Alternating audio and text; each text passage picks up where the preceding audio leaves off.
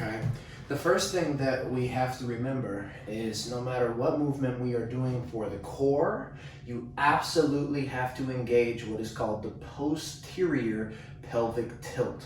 What that looks like, instead of you going like this, you're going like this, okay? So what I want you to imagine is that you are drawing your core up and under like you're literally making a U or a C, okay? So from here, right, all I'm doing instead of being here, I'm drawing my core up and under like a U, up and under like a U.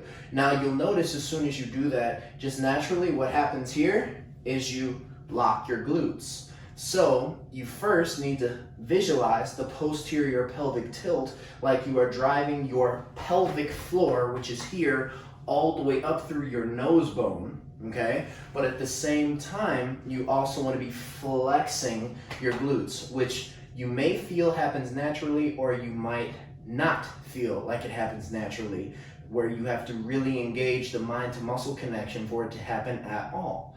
Okay, so those are the first two things that you must understand before even getting into the position for your elbows. Now, when I have my elbows, forearms, and hands grounded wherever I want them to go, some people, they grip the ball like this.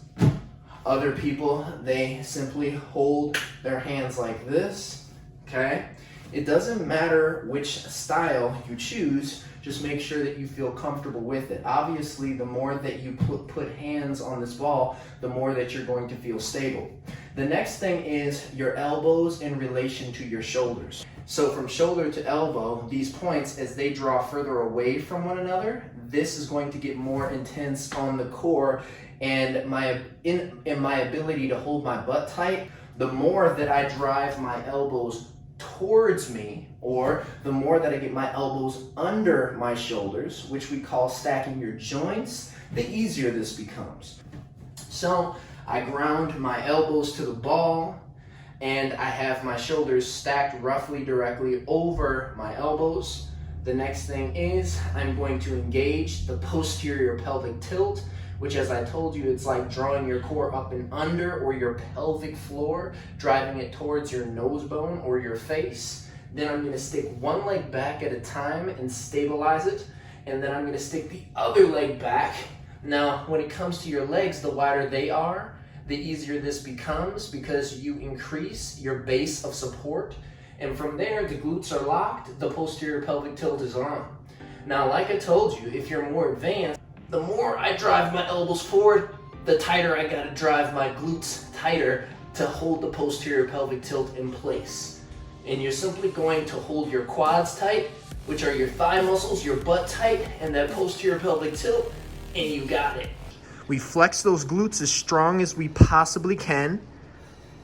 And we do not waver on that the entire time. So we keep the glutes hard and tight. The quads are hard and tight.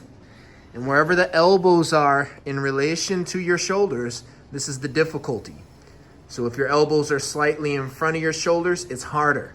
If your shoulders are stacked over your elbows, it's easier. Keep the glutes tight. Oh, nice.